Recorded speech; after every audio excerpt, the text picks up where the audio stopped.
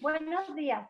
El Instituto Michoacano de Ciencias de la Educación les da la más cordial bienvenida a esta charla virtual de la semana Webinar INSET 2020.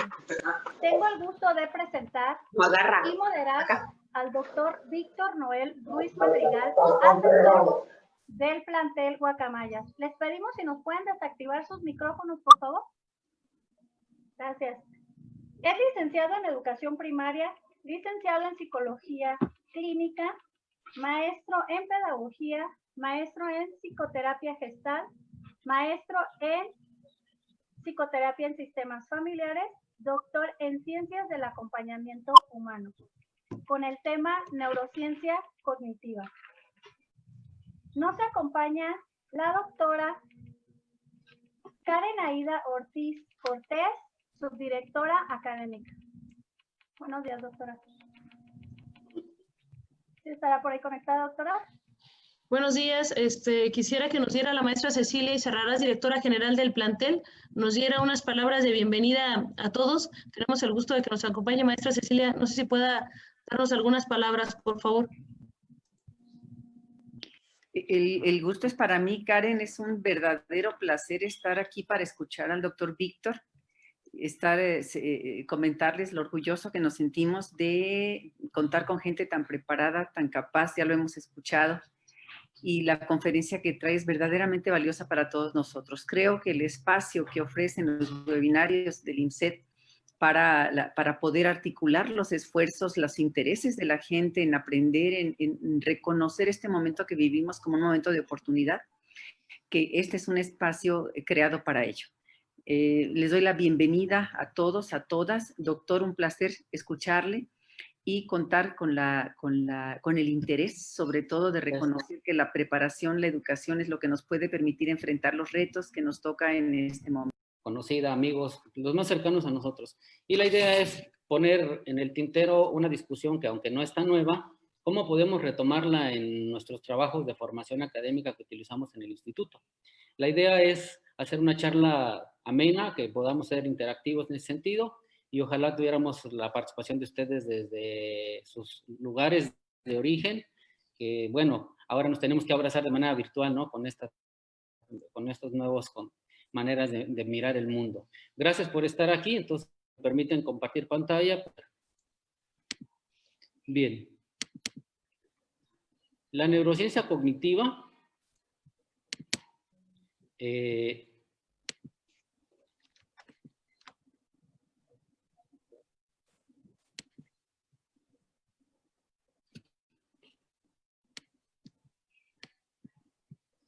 aquí vamos, permítanme.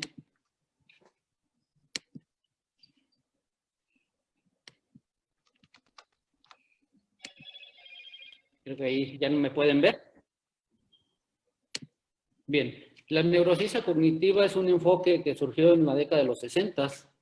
Es la fusión de dos corrientes. Es el uso de la psicología cognitiva, que todo el mundo hemos revisado en nuestro instituto. Creo que es uno de los puntos fuertes en la formación que llevamos a lo largo de toda la investigación que hace la institución en sus diseños curriculares. Precursores conocidos, Brunner, Ausubel, Vygotsky, Piaget, etc. Y del otro lado, las teorías que estudian en la base única del movimiento del cuerpo, que es el cerebro a través de las neuronas y su formación en el sistema nervioso. La conjunción de estas dos ciencias permiten entonces establecer hacia la segunda parte del siglo pasado una postura que nos permite identificar que hay elementos básicos entre el ser humano, gracias a este asunto de que surgió en el mundo internacional la programación. Y entonces, en tanto a esta concepción, se considera que el cerebro es un elemento programable, organizable. Gracias a esta tendencia, entonces, la neurociencia ha surgido para poder explicar desde el sistema nervioso cómo se establecen estas constituciones y, sobre todo, establecer que como base principal es los elementos subyacentes como la neurona, ¿no? Bueno, también otro asunto es el cerebro trino, que es una de las corrientes que ayudaron a establecer esta concepción. Es la obra de MacLean, en los 70s del siglo pasado salieron a relucir, y son las tres áreas básicas que nosotros utilizamos. El neocórtex, que está dividido en hemisferio izquierdo y derecho, que uno es racional y el otro es lógico, creativo. y el del centro de las emociones, este cerebro está ubicado en la amígdala, en el hipocampo, la intención de este espacio es considerar toda la base de las sensaciones y emociones que permiten que el ser humano actúe, ¿no? Y finalmente está en la base del cerebro el reptílico o mamífero. Este es el encargado de la supervivencia, me dice cuánto respiro, cuánto debo comer, cuánto debo respirar.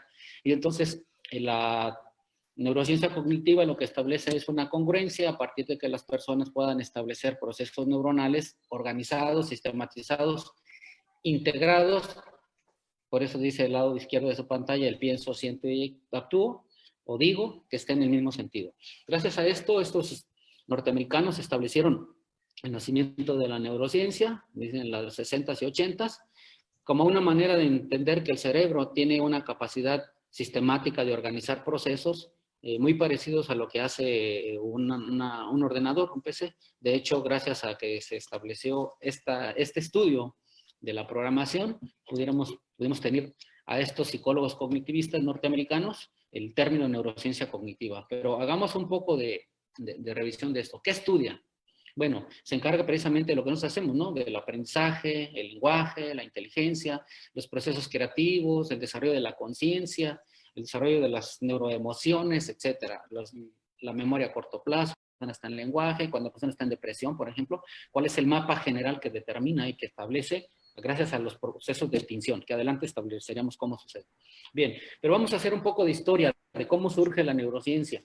No es tan nuevo, ¿no? Fíjense, en el año 1700 a.C., en el papiro de Edwin Smith, es un papiro encontrado en Egipto. Los egiptólogos encontraron que este es un manual de procedimientos de un médico, y el que está del otro lado son las descripciones de qué hacer bajo las condiciones de que las personas se encontraban en guerras, por ejemplo, y había 47 tratados especiales de cómo mover el cerebro y cómo trabajar las extremidades para poder lograr que un guerrero pudiera permanecer con la misma fuerza que tenía y pudiera tener la capacidad de seguir desarrollándose en este asunto bélico. Es el primer registro que se tiene acerca de qué sucede con esta perspectiva de la neurociencia. Más adelante, el padre de la investigación, el padre de la observación, Aristóteles, en esta concepción que tenía del ser en potencia, tiene una causa que llama la causa eficiente. Y en causa eficiente él explica que no era posible gracias a la observación y la investigación. Bueno, quiero aclarar aquí que en esta época no se permitían hacer disecciones humanas. Ellos trabajaron la experimentación con animales. Tampoco se permitían hacer autopsias. Entonces Aristóteles, al hacer las disecciones de animales, encontraba que el cerebro estaba frío y la mucosa de las meninges, que producen las meninges, decía que solamente es un órgano por la frialdad que tenía. La sangre, la ausencia de sangre al fallecer o en el rictus de muerte, decía que solamente permitía dos cosas. Una, que el flujo salieran con mocos por el flujo nasal, esa mucosidad, y la otra era para refrigerar la sangre. Entonces, por lo tanto, no tenía tanta importancia como para centrar ahí el asunto de que la mente se encontrara ahí, ¿no?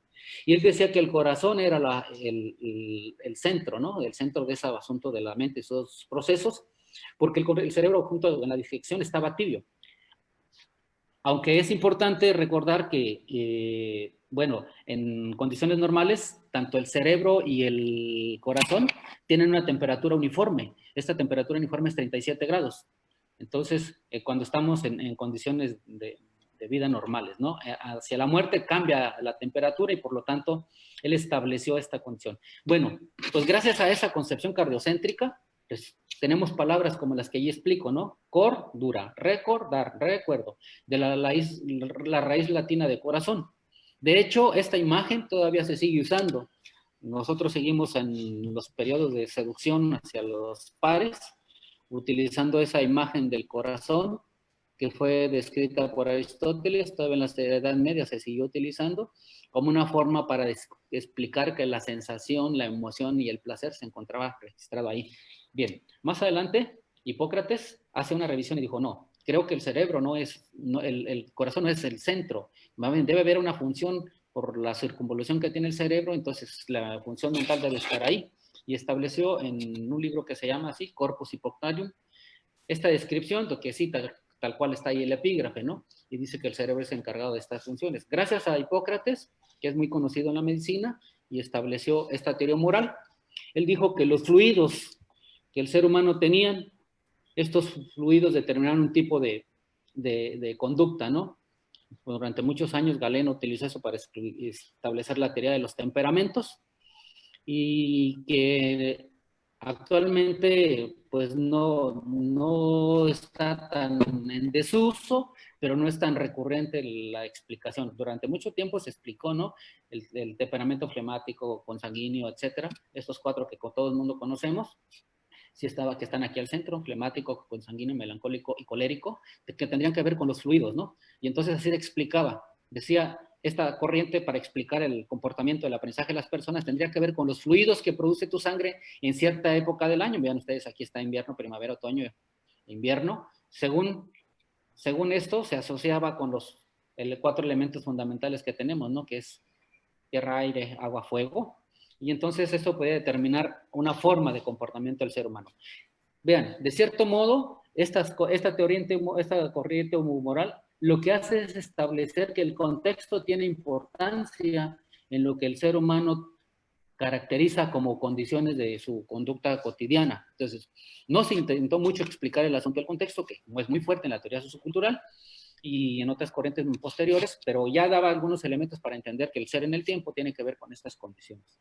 Otro aporte tenía que ver con un médico de Siria que fue un obispo, y él estableció ahora sí, gracias a los estudios de Hipócrates, la teoría ventricular, y dijo que efectivamente el cerebro era el encargado de las condiciones, porque decía que hay alguna función importante, en aquel tiempo le llamaron senso común, pero tenía que ver con los espíritus animales. Se decía que era un tubo en el cerebro, que por ahí entraba un animal y lo que hacía era mover una extremidad gracias a los sentidos, ¿no?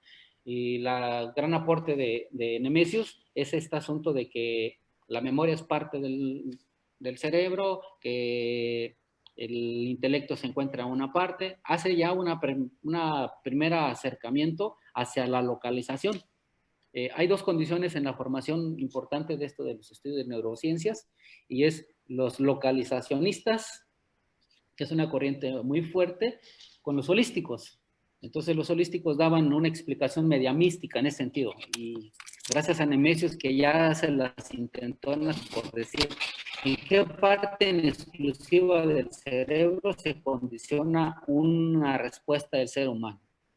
Bueno, en el Renacimiento ya se empezaron a permitir las autopsias, y gracias a Leonardo da Vinci tenemos avances grandes en el asunto de la neurociencia. Y gracias a que él le permitió hacer autopsias de una buena cantidad de cuerpos, ya humanos, ahora sí se permitían, y que fueron utilizados más adelante por Andrés Vesalio en su tratado Dimani Corpi Fabrica, que presenta ya una estructura física completa, ¿no? De hecho, cuando el epígrafe y la alegoría que aparece aquí, tiene que ver con la presentación de esta obra magna de Andrés Vesalio en ese año. Él jamás llevaba 2 cuerpos, 2 esqueletos, uno de un chimpancé y otro de un humano, que jamás en la vida los había comparado, ¿no? Y para intentar comparar este asunto de cómo la evolución del cerebro ha tenido, gracias a la contextualización de extremidades y acción, hemos ido evolucionando. Entonces, cuando arma los 2, dice la anécdota, que cuando arma los 2 esqueletos, él mismo se sorprende. Le llegó un atisbo para establecer una conexión que hace muy explícitamente este asunto del antropomorfismo, ¿no? Hay otro asunto, ya más adelante, cuando surge el racionalismo, Renato Descartes, con el dualismo, él establece que sí, efectivamente, el cerebro es la base de todas estas funciones.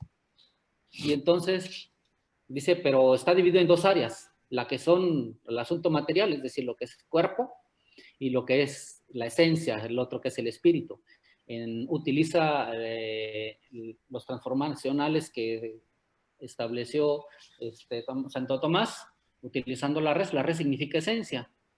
Y entonces la materia extensa, que es esto, lo físico, y el espíritu lo que no se ve. De ahí surgió este asunto del cogito ergo sum, que todo el mundo conocemos, ¿no? Cuando estudiamos filosofía de las ciencias, pienso lo existo.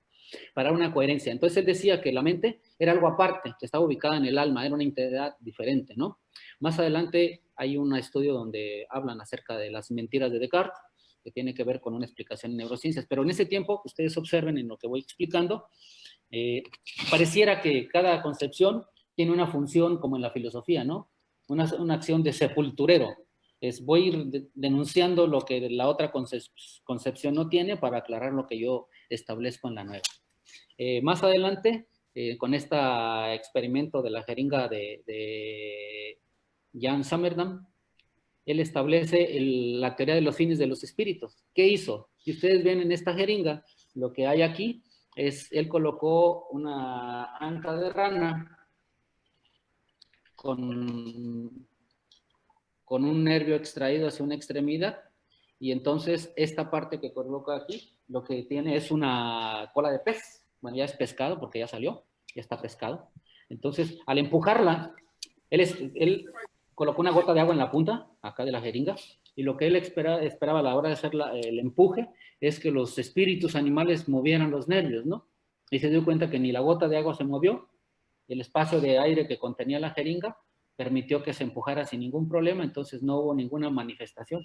Y con esto terminó por completo esa tradición milenaria de que los nervios o los movimientos de las extremidades estaban hechas gracias a espíritus animales que teníamos, que era una especie de tubos. De hecho, Andrés de Sallo ahí se equivocó en una de esas, estableció que se podían ver a simple vista. Dice que diseccionando una vaca, abriendo su cerebro, eran del tamaño de un tubo de 2 pulgadas, ¿no? Y entonces, gracias a este holandés, se determinó que no era así. Pero solamente se desecha la teoría de los espíritus animales, pero entonces, ¿qué mueve las extremidades? ¿Qué mueve el cuerpo? ¿Qué hace que tenga esta condición de movimiento? Y bueno, surgió la electricidad, ya cerca del crecimiento de las ciencias, y se construyó para explicar el fenómeno de la luminiscencia la botella de Leyden. Esta botella de Leyden tiene aquí, esto es un electrodo, que al hacer la reacción, acá está el diagrama, el flujo de los fluidos fue inspirada para hacer el acumulador que tenemos en el automóvil nosotros, ¿no? Así es, el flujo de algunos elementos hace que genere una chispa y por lo tanto hay un flujo de protones y neutrones acá. Y entonces, la intención de probarla con el público fue haciendo experimentos de pueblo en pueblo, que ahora ustedes lo pueden escuchar algunos merolicos que venden toques, ¿no? Entonces, lo que hacían ellos es sujetar la botella en público y una gran cantidad de personas se tomaban de las manos y al hacer la descarga ellos observaban que todos tenían impulsos. Y la pregunta que se hacían es, ¿por qué se mueven todos si solamente uno es el que está tocando la botella? De ahí surgió entonces el asunto de que la electricidad tenía que ver con algo, ¿no? Y este fisiólogo, Luigi Galvani, italiano, trata de explicar ese movimiento eléctrico y entonces diseccionó una rana, puso en contacto el nervio del músculo con electricidad y entonces al tocar el impulso eléctrico los nervios se dio cuenta que las ancas de rana se contraían.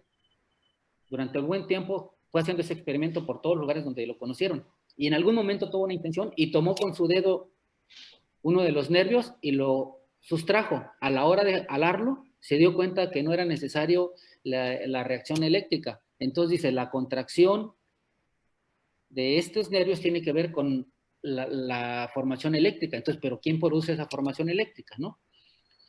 Y para desechar lo que dice Luigi Galvani, aparece una explicación ahora que son la corteza cerebral, ¿no? El asunto de la frenología. Una ciencia que tuvo mucho auge en Alemania. ¿Y por qué le llamaban frenología? Frenos tiene que irse con formas, ¿no? Y se decía que según la forma de los cráneos se podía determinar la estructura y la conciencia de las personas. De hecho, este señor hizo dibujos para determinar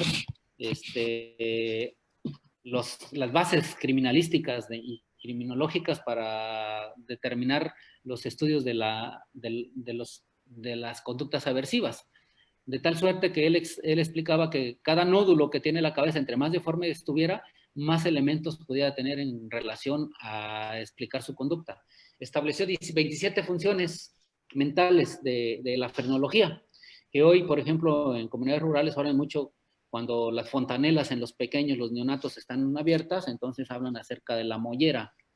Esa hendidura que tiene la fontanela que no ha cerrado, entonces determina también cierto parámetro.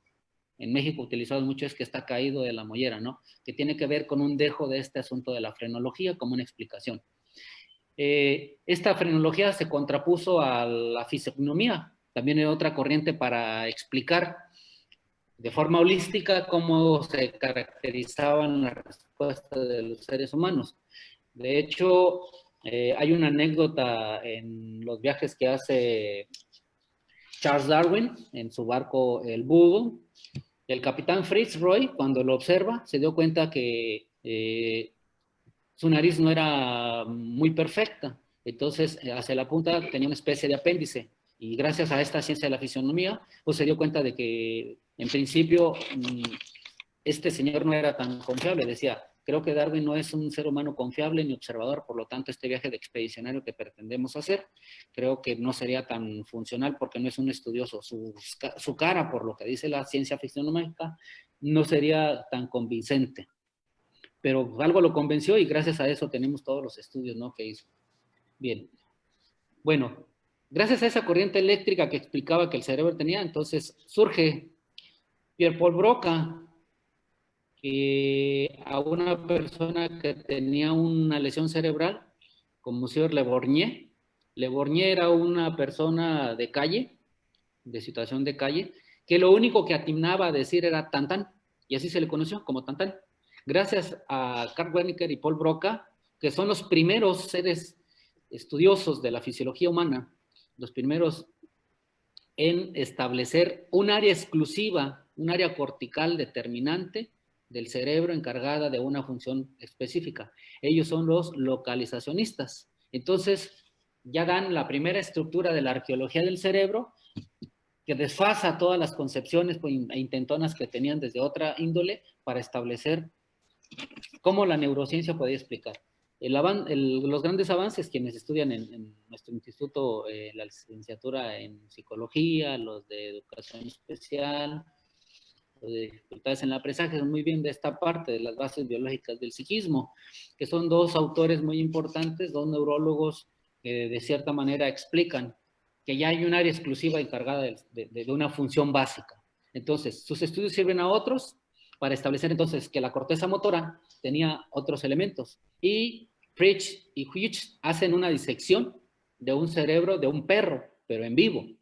Y se dieron cuenta que había una corteza. Al tocar los lóbulos circunvalados del neocórtex, se dieron cuenta que había una pulsión. Entonces el perro que estaba vivo, imagínense el dolor, pues no había anestesia en esa época, cómo movía sus extremidades, ¿no? Sus patas delanteras, sus patas traseras, abría el hocico, etcétera, por cada función que ellos hacían en el cerebro. Y gracias a ellos dos conocemos una corteza motora, que más adelante dijeron, bueno, y si hay una de movimiento, entonces ¿cómo es que nosotros lloramos, reímos, etcétera? Entonces tiene que haber una sensitiva. Y bueno, David Ferrier fue el encargado de la corteza sensorial. Él explicó que hay un área exclusiva. Este es el mismo experimento del perro, pero ahora él describió por qué al tocarlo el perro se le escapaban unas lágrimas, por qué se le lamía. Entonces decía, tiene que ver con sensaciones. Y si decimos que los nervios tienen movimiento gracias a una descarga eléctrica del cerebro, entonces ahí están encargados de esta condición los sentidos gracias a la memoria sensorial. Bueno, tiempo más adelante, ya en el siglo XX, Ramón y Cajal, un español, fue el primero en hacer los estudios básicos para determinar las formas de la célula. Utilizó la base de tinción que hizo Camillo Golgi. Ellos dos, de hecho, recibieron el Premio Nobel en el mismo año, solo que los puntos de tinción que utilizamos hoy en la resonancia magnética, por ejemplo, los de Golgi ennegrecían las neuronas, porque él utilizaba un policarbonato de plata que la reacción de la química neuronal hacía como que se carbonizara en tonos oscuros el cerebro. Y Ramón y Cajal utilizó uno a base de azufre, entonces tuvo una tinción más clara, un poco amarillenta, y pudo describir toda esta función que ya se conocía de la glía, de la neurona. Y entonces, gracias a los estudios de Ramón y Cajal, conocemos todo lo que se sabe de neuropsicología. Giorgi, pues por eso hablamos de que la célula tiene un aparato exclusivo de movimiento para dar esta fuerza y energía a las células. Entonces, ellos dos explican ya que hay un movimiento gracias a descargas eléctricas, que es la glía, famosa que explicó hace un momento, encargada de estas funciones químicas. Bueno, una explicación de este portugués Antonio Damasio para explicar por qué este asunto del alma, de la mente y todo que estaba disparado, que pertenecía a un área extraña, gracias a un accidente de Phineas Gage. Muchos dicen que de aquí fue inspirado la caricatura de Phineas Schiffer. ¿Quién fue Phineas Gage? Era un experto en explosivos. En la construcción de los Estados Unidos, él era encargado de colocar los explosivos para colocar las vías férreas. Y entonces, con la barra que él traía en su mano, la empujaba sobre las rocas, depositaba pólvora y luego un detonador. La barra lo que permitía es que no estableciera contacto con el hoyo para que no hiciera la explosión. Y en una ocasión se le soltó la barra y esta explotó y le atravesó el cráneo. Entonces, de ser un ingeniero con muy buena formación, por la lesión neuronal que tuvo, ven, entró por el maxilar, atravesó su ojo y salió por el lado derecho de su cráneo, lesionando a varias áreas corticales. Este caso de Phineas Gage nos ayudó muchísimo para entender todas las psicopatologías. Es, de hecho, gracias a Antonio Damasio que podemos entender este asunto de que la mente puede ser modificada a partir de la neuropsicología, es decir, toda esta química neuronal puede tener unas condiciones importantes. De hecho, el cráneo de Phineas Gage está en una universidad importante de los Estados Unidos, justo con los orificios que generó la barra. Creo que la barra también se encuentra ahí. Entonces, su caso fue muy importante para determinar cómo las personas pueden modificar su conducta a partir de una lesión. Más adelante hay estudios serios sobre esto, como el de San Martín, acerca de en la mente de los criminales, ¿no? Que dice que hay estresores y disparadores energéticos que generan una conducta agresiva en los seres humanos, que al principio hace una ritualización, luego un reordenamiento y luego los inhibidores. Y dice, los seres humanos tenemos esta descarga eléctrica que permite que tengamos una acción exclusiva.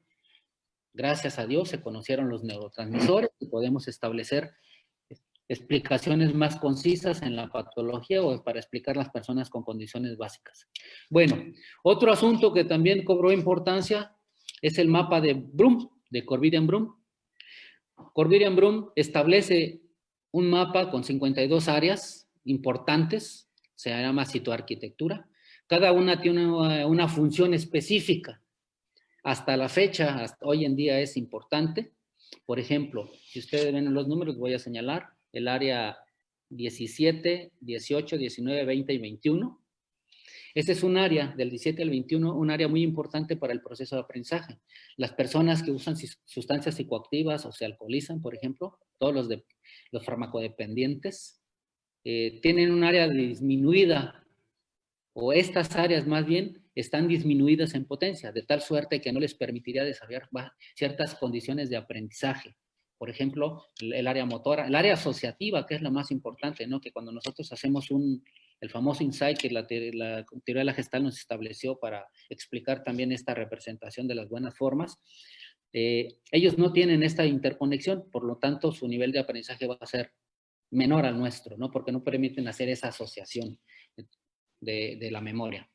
Bueno, y así entonces, al determinar que cada área del cerebro está especializada en algo, surgió en la ciencia una explicación acerca de la teoría de los homúnculos. Un homúnculo es una imagen distorsionada del ser humano.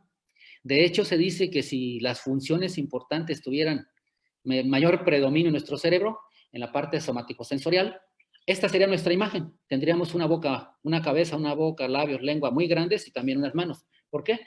Porque son las extremidades que más en función tenemos cotidianamente.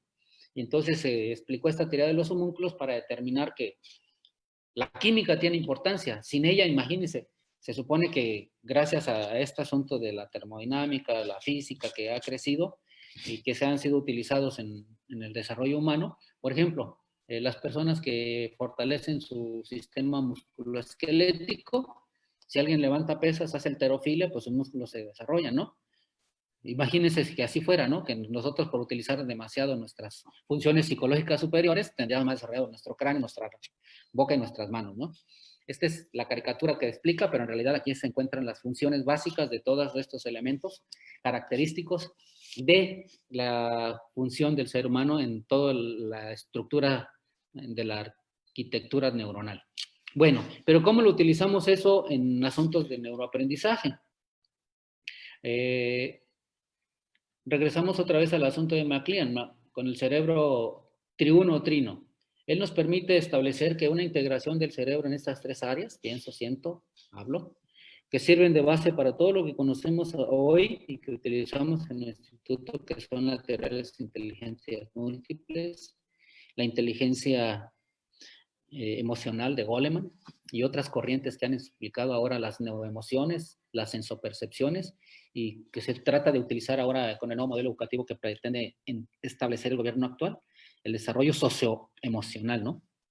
Son estas partes importantes que tienen que ver con una explicación básica de que el ser humano está estructurado y esta estructura que tiene su cerebro le permite, gracias a sus extremidades, hacer contacto. Y entonces, uno de los elementos importantes del cerebro tiene que ver con la clasificación de las informaciones que se archivan.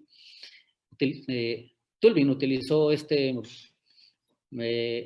explicación de la teoría de los ordenadores y gracias a la programación que se establece en el ser humano, él estableció tres formas de memoria: la procedimental, la episódica y la semántica, ¿no? Cada una de ellas está encargada de elementos básicos y guarda información específica, ¿no? Por eso tenemos elementos que se encuentran de manera automática en nosotros y otros que tienen que ver con accesos más lentos, ¿no? Por ejemplo, la procedimental tiene hábitos y destrezas, ¿no? Tiene que ver con estas capacidades motoras. La episódica tiene que ver con los recuerdos, miren. Y la semántica es el acceso automático para el lado de la conciencia.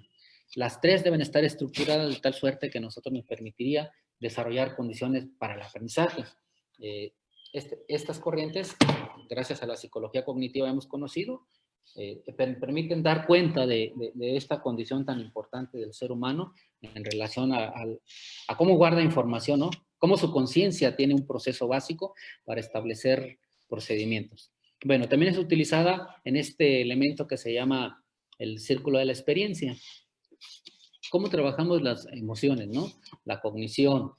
¿Cuál es el control ejecutivo? ¿Cómo le hacemos? Bueno, pues resulta que este es un orden. A ver si lo logro explicar.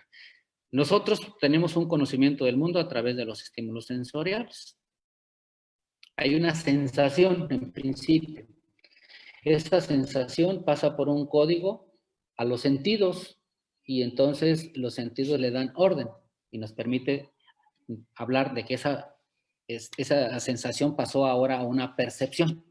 La percepción es una relación que se produce de insight a partir de que algo de nuestros sentidos lo conoce y nosotros lo pasamos por la estructura neuronal formando un arco de recuerdos que nos da un código y ese código es la que establece el área conceptual. Por eso conocemos un montón de cosas, porque es gracias a la percepción que nosotros podemos establecer condiciones. De ahí pues se da estados de ánimo, que se utiliza mucho en la psicoterapia. Bueno, pero ¿cómo llega esto para darle sentido? Pues tiene que ver con el contexto. El contexto son las experiencias previas. Ha sido utilizada la neurociencia en el aprendizaje para establecer cómo, de cierta manera, en estudios sociales que han hecho, sobre todo la psicología social, que ha determinado que los seres humanos, a partir de la vivencia, tienen una forma de establecer las concepciones del mundo. Por ejemplo, la contextualización tiene tanto efecto que nosotros vemos a una persona con un arma en la mano, lo primero que vamos a pensar son tres cosas básicas, ¿no? O trabaja para las Fuerzas Armadas, es delincuente, o es un actor de cine, ¿no? Dependiendo del contexto. Si vemos un escenario de utilería, todo, te diremos, está actuando en una película, entonces es un actor. Pero si lo vemos con una cara desencajada, etcétera, diríamos es un delincuente. Si lo vemos que el arma en la mano la tiene en protecciones de los seres humanos, diríamos es un policía. Entonces el contexto tiene un efecto importante para que se dé la percepción. Esto determina nuestro estado de emoción a partir de que las ventanas del cerebro, que son la mirada, puede establecer una condición de este evento. Entonces ahí surge el estímulo. Surge más o menos como el catalizador que te determinará qué es y qué es el evento y cómo va a ser guardado. Tiene que ver mucho y se parece bastante a la explicación transferencial que se da en psicoanálisis, ¿no? Que todos los eventos tienen un fondo y este fondo energético ha sido guardado con emoción y trata de encontrar en la transferencia un reacomodo y una condición. Bueno, esta flecha indica precisamente eso. Después de percibir en cierto contexto, entonces nos vamos hacia una experiencia que tiene que ver con un anclaje básico y por eso lo explicamos acá que regresa al asunto sensorial. Y bueno, hay un área del cerebro encargada de condicionar esto y de explicarlo, por eso decíamos que la percepción es conceptual y se activa el área parasimpática de nuestro cerebro de cráneo y ahí el cerebro determina ciertos flujos neuronales que van a dejar este evento como un anclaje. Piensen en un archivo de Word o de cualquier paquetería del Office cuando ustedes los guardan, ¿no? Así funciona. Está inspirado en ese proceso de la teoría que explica la programación. Fue inspirada para esto. La activación simpática es el archivo guardar como, entonces aquí está. Va a tener un nombre hematosensorial que va a determinar cómo se explica. Bien. Bueno, también se utilizan los modelos de los componentes atencionales que atraviesan elementos básicos que el ser humano puede decir para explicar en esta corriente del desarrollo de la atención, que, bueno, tiene toda una historia. La teoría de la atención explica en neuropsicología cómo se dan todas esas tendencias de la patología, ¿no? Por ejemplo, ¿cómo explicamos un comportamiento agresivo de una persona? O esto que se conoce con el trastorno de disociación, que en algún tiempo se utilizaba como descripción de la personalidad múltiple, ¿no? No tiene que ver con ese asunto ya. Entonces, ahora hablamos de que nuestra memoria tiene unos filtros de conocimiento. Estos filtros permiten conocer de cierta manera y cómo importar información gracias a nuestra red de alerta. La red de alerta, que se conoce como atención sostenida, es la encargada de eso, de estar en situación de que los sentidos permitan, bajo a los mesorreceptores, recibir una información. Dice el experimento de Benjamin Libet que tarda 450 milisegundos una respuesta que es tomada de los mesorreceptores externos, llegar al hipotálamo y regresar para dar una conciencia y explicación del evento. Esa es la velocidad, 450 milisegundos. Y luego está la fase 2, que es la red de atención, que nosotros hacemos, esta es la parte de la discriminación que hacemos, ¿no? Que permite que una persona tenga canales neuronales específicos. Aquí hay una teoría que implica mucho, que tiene que ver con el desarrollo del BAC, se le llama. Esta teoría de lo visual, kinestésico y auditivo establece que los canales de comunicación más eficientes que un ser humano utiliza le permitirán desarrollar ciertas condiciones. Lo mismo, fundada en esta condición de las inteligencias múltiples. Bueno, y la otra, la red ejecutiva, que tiene que ver con la toma de decisiones. ¿Cómo hago? ¿Cómo determino? ¿No? Vean, hasta cierto punto, si pudiéramos hacer una relación con el cerebro trino o triuno que decía MacLean, son estos tres elementos básicos que están estructurados ahí en nuestro cerebro que permiten que el ser humano tenga un modo de respuesta en automático gracias a esta neurociencia cognitiva, ¿no? Bueno, ¿y nosotros cómo podemos trabajar esta posición que nos ayude en nuestro trabajo? Bueno, este es uno de los más comunes. Existen muchísimas posiciones, bastantes en el mundo. Quiero tomar esta, que es una de las más comunes para lo que nosotros hacemos, porque, bueno, dijeron que hasta el 2021 o 2025 estamos casi próximos a llegar a conocer estas condiciones de resultados con el modelo de competencias, ¿no? Que está estructurado gracias a esta fenomenología explicada desde la teoría del cerebro, las neurociencias, y dice que hay un esquema de actuación. Anthony Zavala determina que el ser humano pasa por 4 procesos básicos para desarrollar algo que le permita interiorizar un modo de acción. Y él dice que tenemos un área factual, que es la parte de la memoria. En el área factual son todos esos datos Todos esos hechos con los que una persona cuenta en su vida. Estos datos o hechos tienen dos formas de desarrollarlos, ¿no? Nosotros esperábamos que fueran hacia una tercera, pero primero empiezan como datos populares o conocimientos cotidianos. Es la empiria. Nadie arriba a un centro escolar, por ejemplo, con una memoria en blanco. No existe esa tabula rasa. No es un cerebro al que hay que escribirle y sus gigabytes vienen en blanco y hay que depositarle toda la estructura de conocimiento que determina para que entre en funciones. No. Hay unas correferencias importantes. La psicolingüística dio elementos muy importantes del desarrollo de las ciencias para explicar el cerebro, gracias a los estudios de Chomsky, por ejemplo, que son de los más usados ahora para explicar, y otros, ¿no?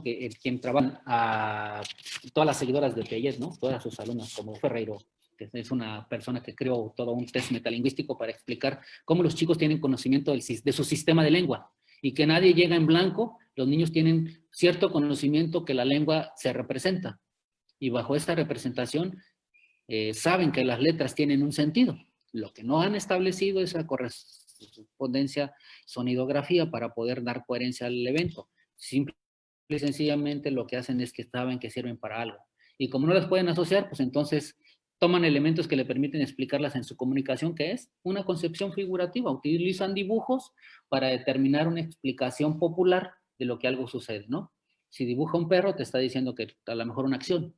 No está simple y sencillamente diciendo es un perro, o como lo conoce, ¿no? El wow.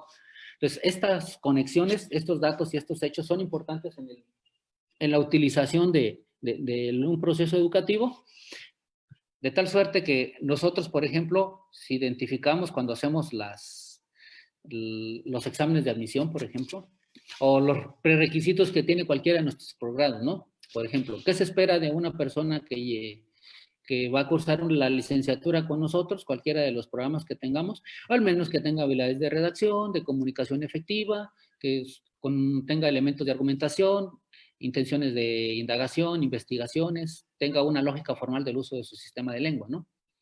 Porque lo vamos a ir moviendo hacia la producción de análisis de documentos que le van a permitir tener capacidades de argumentación superiores, ¿no? Pero ¿qué esperamos cuando llega a cualquiera de los posgrados de las maestrías, ¿no? Al menos que sepa plantear una pregunta de investigación, como mínimo. Y en esa parte del planteamiento de la pregunta, pues la problematización como básico, ¿no? Cuando lo recibimos en doctorado, pues esperamos que arriben con un proyecto de tesis. Esos son los elementos, datos o hechos que las personas de saber cotidiano tienen. Y tendríamos que moverlos ahora a esta parte. ¿Cómo arribamos a un elemento lógico que da característica y explicación de las situaciones, que es lo conceptual? Es ahora dejamos del saber popular y lo pasamos a un saber técnico, porque más adelante lo llevaremos acá a un saber científico. Aquí se llama conocimiento técnico porque es una forma de cómo establecer el conocimiento problematizado, como dice Zabala y Arnau, es cómo presentar un acto competente problematizado para que el sujeto movilice todos sus recursos y le permita dar una respuesta. Eso es lo que utiliza la neurociencia cognitiva en educación, en neuroaprendizaje o neurodidáctica. Cómo plantear situaciones de aula, que ya se había dicho desde el constructivismo hace mucho tiempo también, pues fue retomado gracias a esta corriente, la neurociencia cognitiva lo utiliza, para determinar cómo los seres humanos en la búsqueda de nuevas formas de conocimiento, cómo arriba a ciertas condiciones, ¿no? Y por eso tiene un área de ejecución, que es la procedimental. En otras corrientes le llaman el estado simbólico. Y este estado simbólico, este lado procedimental, hace que esta progresión de habilidades, así se le conoce, el esquema de actuación, de lo factual a lo conceptual, a lo procedimental y actitudinal y de valores, al pasar de un lado a otro, el concepto que lo define se llama progresión de habilidades. En esta parte de ejecución de tareas, por ejemplo, vamos a pensar en un chico que estudia psicología en nuestra institución, pues como el perfil es que el perfil de egreso es que logre hacer dictámenes a través de utilizar ciertos conocimientos sobre la administración de varias baterías en sus pesquisas, por eso lleva psicometría como parte de una función, también lleva supervisión colectiva de casos, etc. Tiene una formación exclusiva donde va a hacer con todas sus pesquisas una descripción de esto, pero ¿cómo va a llegar a explicar eso? Bueno, porque al final tendrá la capacidad de establecer a partir de lo que diagnosticó cuáles son, de acuerdo a las referencias que posibilita, una condición que le permita establecer un conocimiento diferente. Y entonces, observen ustedes, ¿en qué parte de esto intervienen nuestros elementos sensoriales? En todos. Imaginen un chico que quiere aprender, o nosotros queremos que aprenda, pero en su estado factual, en sus datos y hechos, nosotros encontramos que trae indicadores de conductas de riesgo. Las conductas de riesgo las explicó Richard Jesor en el 93. Él tiene, así se llama, la teoría de las conductas problema, su obra. También es un neuropsicólogo. Y él determina que hay factores importantes de ritualización en las familias que inducen a que las personas tengamos esto de manera automática. Bueno, de tal suerte que gracias a los estudios de Darwin ellos fortalecieron esto. Por ejemplo, en el reino animal, cuando hay una competencia de machos alfa, quien logra establecer su status quo se establece como el dominante. Entonces la víctima, quien ha perdido el control, lo que hace es una reverencia. Es muy conocido esto en el caso de los lobos, por ejemplo. El lobo domado inclina su cabeza como si fuera humildad, fíjense. Inclina su cabeza en señal de que el otro es más fuerte, para demostrar y denostar que ha sido vencido, da unos chorros de micción y se retira. Esta conducta problema fue explicada a Jesor para decir que todos los seres humanos tenemos como modo de respuesta en nuestro cerebro la manera de no exponernos a situaciones complicadas.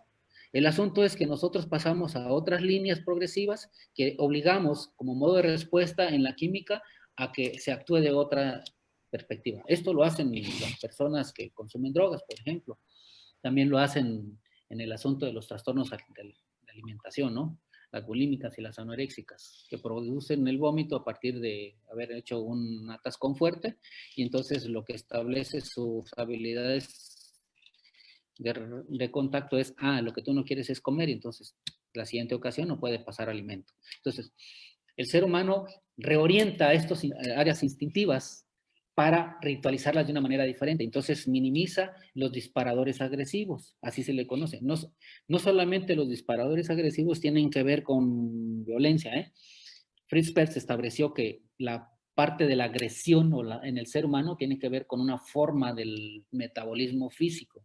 Fritz Perls establecía que alguien a la hora de masticar los trozos de comida y la porción para elaborar el bolo, la que engullías, de esa manera se puede explicar tu mundo emocional. Es decir, si una tortilla te la comes de 2 mordidas, imagínate cómo actúas en el mundo, ¿no? Tus prisas.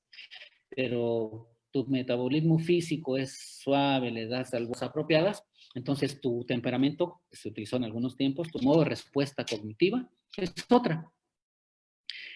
Entonces, si utilizamos este conocimiento que tiene la neurociencia de cómo el cerebro tiene una capacidad de respuesta específica en todos los seres humanos, por eso ahora está planteado el hacer que las personas desarrollen aquellas actitudes y aquellas condiciones que más le permiten, ¿no? Si el chico desde el principio demuestra que tiene habilidades para la oratoria, que tiene habilidades de pensamiento lógico, entonces se empiezan a encauzar a este tipo de circunstancias para que logren en un futuro próximo establecer su proyecto de carrera o elección de carrera para tener sentido de vida o proyecto de vida. Entonces, vean, la neurociencia tiene una base muy sólida para poder explicar este tipo de procesos en los seres humanos y bueno, ya aplicada al asunto de la didáctica, se le conoce como neuroeducación. Y esta neuroeducación tiene como objeto generar una nueva visión de la enseñanza basada en los conocimientos que tenemos del cerebro, ¿no? Y su funcionamiento. Entonces, ¿qué hará un educador o un neuroeducador? Pues ayudar en la parte del desarrollo de lo que yo tenía en esta parte de la memoria, ¿no? De que tenga una capacidad y una predisposición mayor para que las personas tengamos recuerdos importantes en el proceso de desarrollo de las estructuras mentales que van a permitir dar cuenta en este mundo de la generación de las ideas o en este conocimiento del mundo, ¿no? Insisto, el contexto tiene una importancia preponderante en esta forma de ver el mundo. Por ahí me gustaría dejarles de tarea que lean a Byung-Chul Han en esta obra que se llama La Sociedad del Cansancio. y él establece que en este siglo ha cambiado esta concepción materialista del dialéctico, ¿no? Que ya no hay explotación del patrón hacia el trabajador. Ahora es el trabajador el que se autoexplota por sí mismo, de tal suerte que por el modo de vida pretende establecer unas condiciones diferentes. Gracias a eso surgió algunas tendencias y está la norma 035 de la Secretaría del Trabajo y Previsión Social sobre el estrés laboral, el famoso burnout, que es una condición de que las personas sobre su propia explotación permiten desarrollar acciones y una cotidianidad diferente. Pongas un ejemplo, ¿no? Una persona que trabaja en un edificio y es el encargado de la correspondencia. Su única acción durante 30 años va a ser la siguiente: recibir la correspondencia, pasar por todos los departamentos, entregarla, bajar al sótano, codificar la recibida y depositarla en el buzón para que la recojan los servicios postales o mandarlos ahora de forma electrónica en los correos y terminar su jornada de trabajo a lo largo de las 6 de la tarde. Entonces, su jornada de trabajo solamente es en la contemplación del mundo exterior, es en un sótano. Imagínense el nivel de relación que tiene hacia los demás, ¿no? Esta parte de la intimación hacia el otro, que es toda la teoría sociocultural explica mucho, ¿no? En el asunto de lo interpersonal. Entonces, Byung-Chul Han hace este análisis y dice, eso se llama exceso de positividad. Las personas con la intención de tener más satisfactores logran modificar sus hábitos y su cotidianidad entra entonces en una condición importante porque pierde lo que los filósofos clásicos nos enseñaron, el asombro, la contemplación, esta capacidad que tenemos para mirar el mundo, ¿no? De tal suerte que para nosotros es más fácil ver, por ejemplo, un atardecer en una película que irnos los que vivimos en la costa michoacana a la playa, ¿no? Bueno, ahorita no nos permiten, pero habrá un tiempo en que podremos irlo a hacer. Entonces, otra explicación que dice Byung-Chul Han es, dice, las personas se sienten más satisfechas si van a una muy buena plaza en lugar de ir a un buen parque, a un buen espacio, a un buen lago. ¿Cómo hace que esta parte de su estrés, de su liberación de endorfinas le permita generar una condición de vida distinta? Y él por eso dice que somos una sociedad de cansados, es una sociedad agotada, donde lo neuronal solamente está hecho para crecer y que el sentido de vida tiene que ver con prepárate para una carrera, trabaja durante 30 años y después de esto, entonces tendrás derecho y libertades, ¿no? Bien, hay un estudio del SIDAC acerca de cuáles son las competencias básicas que requieren los empresarios, por ejemplo, de los chicos que egresan de una universidad, y ha clasificado en esta estructura de este modelo de competencias en 57 competencias básicas con 129 habilidades específicas que se espera en la ejecución de tareas para el conocimiento y pueden ser contratados en la vida profesional y laboral. Entonces, es importante que las personas identifiquen que su funcionamiento de conocimiento del mundo no solamente tiene que ver con este asunto mercantil de estudio, trabajo para generar dinero, ¿no? Y espero un tiempo y después de ese tiempo me tengo que retirar porque ya la condición de mi naturaleza no está en el mejor sentido, mi neurodegeneración ya aparece con mis demencias seniles, por lo tanto, entonces tendré que pensar en el retiro. Entonces, ¿cómo establecer una visión distinta del ser humano a partir de que piensa, de que siente, de que actúa y de que estas sensaciones le permiten identificar cómo se relaciona con los demás? Nos abriría mucho la mirada para poder encontrar en el mundo acciones y sobre todo eliminaríamos algo muy básico, que es no permitiríamos el engaño. No permitiríamos que los mitómanos nos quieran contar historias que nosotros podemos desenmarañar por nuestra propia capacidad de análisis, de síntesis. Es decir, generar una concreción importante donde el ser humano tenga un proceso básico. Si ustedes ven en este panorama tan rápido, porque la temática de la neurociencia, no lo pedagógico, cómo cada enfoque ha tenido que dar una claridad específica sobre la exclusividad y el área pertinente que tiene que ver con eso, ¿no? Para poder explicar cómo las personas actuamos en nuestra vida.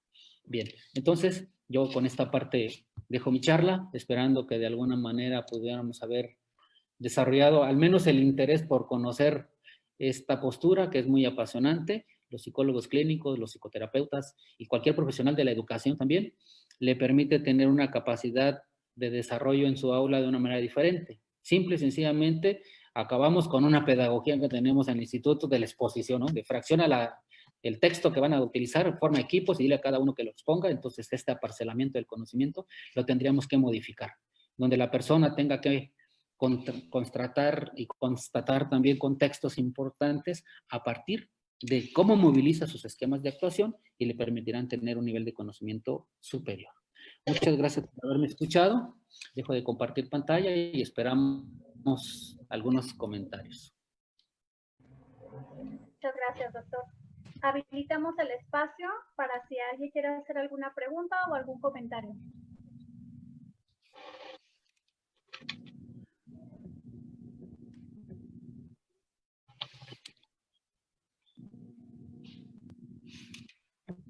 Nos mandan aquí una pregunta. Dice, ¿cuál es el organismo que mencionó que ha publicado las competencias y habilidades que deben tener los egresados para insertarse en el ambiente laboral a empresas? Es el SIDAC. De hecho, está en la red del documento, así se llama.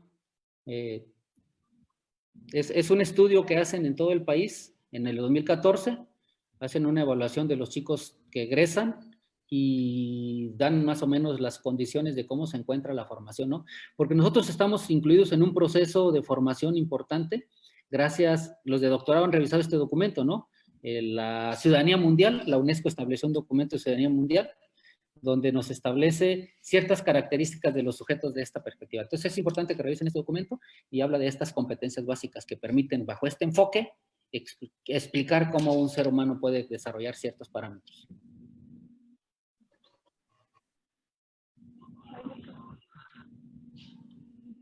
¿Alguien más?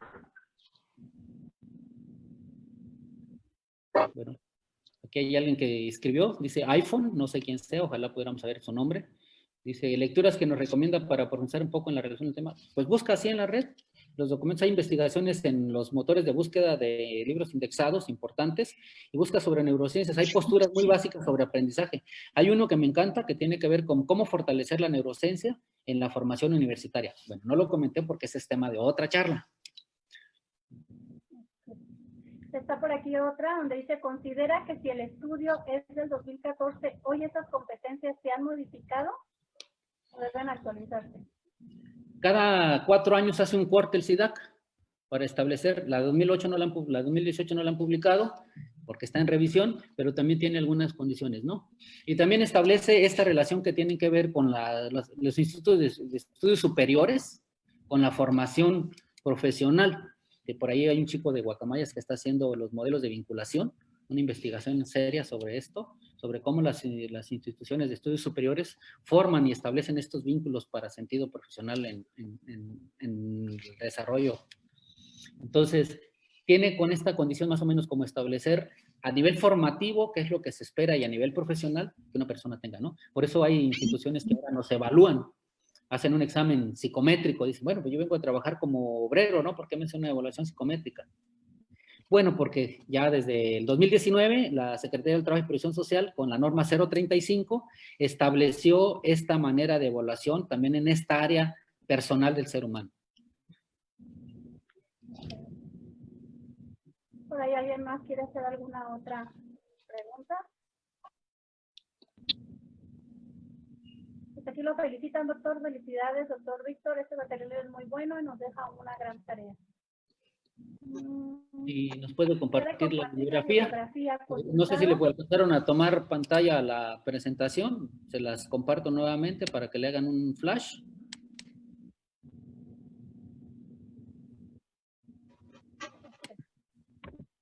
Ahí están algunos de los documentos importantes. Si ya le capturaron pantalla, son algunos de los que pueden llegar. Son estudios serios acerca de esta clínica. Bien. ¿Alguien comparte? Importante su comentario sobre la utilización de la neurociencia en la problematización de los proyectos de tesis. Ok, sí, gracias, efectivamente. Sí, doctor. Bueno, pues gracias a todos ustedes que de alguna manera han contribuido con nosotros a lo largo del tiempo a exigirnos como docentes, ¿no? Que tengamos que ofrecer algo diferente.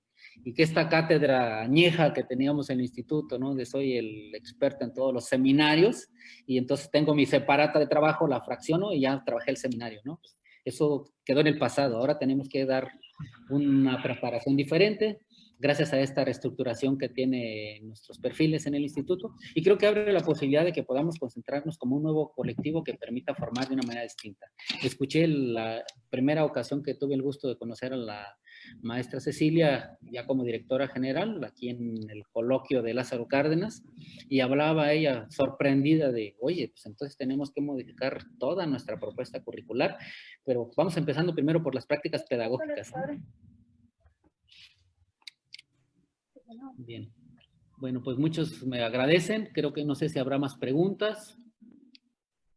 Pues Gracias. solamente su reconocimiento, doctor, y el agradecimiento y las felicitaciones es lo que aparece. No sé si alguien más quiere hacer alguna aportación. Creo que no. Entonces, con esta última participación, pues cerramos esta charla virtual. Sí, Siria. Bueno, a nombre del instituto, Sí, le damos la palabra a la maestra Ceci para si nos quiere dar el cierre, maestra. Sí, disculpa que no te permita cerrar, sino que me permitas tú a mí hacerlo. Quiero agradecerle de verdad al doctor Víctor. No sé si se me escucha bien porque creo que hace rato había algún problema. Ok. Quiero decirle al doctor que de verdad es para mí algo gratísimo escucharle, porque precisamente el INSET ha transitado de la parte tradicional y es hermoso reconocer nuestra tradición y nuestra historia y no podemos perder esa raíz, pero tenemos que reconocer en qué momento estamos. Y este momento precisamente es el de modificar, el de reflexionar, el de cambiar lo que estamos haciendo. Un momento histórico como el que estamos viviendo nos exige replantear nuestra propia tarea y el papel de la educación. En este recorrido tan interesante que nos hizo, a mí me queda el sabor de boca de pedirle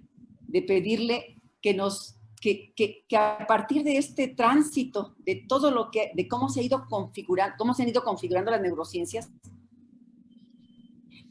y esta nueva visión, podamos profundizar en estrategias muy concretas, así como la bibliografía que usted nos plantea, en ir recuperando paradigmas que nos permitan reconocernos desde esa integración que somos nosotros, desde esa visión de seres emocionales, de seres sociales, de seres pensantes, no fragmentados. Yo creo que ahí hay una tarea muy fuerte y que el INSET tiene que hacer a partir de la formación de nosotros como docentes, desde la responsabilidad que tenemos, y evidentemente tenemos que revisar y modificar los planes y programas de estudio, pero empezar desde diferentes partes o crear otros que nos permitan enfrentar los nuevos retos de la educación. Doctor, de verdad un placer, espero que haya sido para todos tan interesante y tan clarificadora como fue para mí esta charla. Gracias a todos. Muchas gracias, maestra Ceci. Al contrario, gracias a ustedes por este espacio, y siempre es un gusto recordar que no le soltamos la mano a la casa. Llevo 25 años trabajando para el instituto, entonces creo que con algo tenemos que contribuir todos los interesados en que sea un instituto de primer nivel. Así es, gracias. Bueno, pues con eso aprovecho también para invitarlos el día de mañana a la charla de la maestra Karina Villaseñor Rangel con el tema bienestar emocional en tiempos del COVID, igual mañana a las 11 de la mañana. Doctor, pues nos queda mucho agradecerle. Maestra Ceci, muchas gracias. Y pues a nombre del Instituto Michoacano, hacemos un reconocimiento por su participación. Muchísimas gracias. Gobierno de Michoacán. Michoacán se escucha.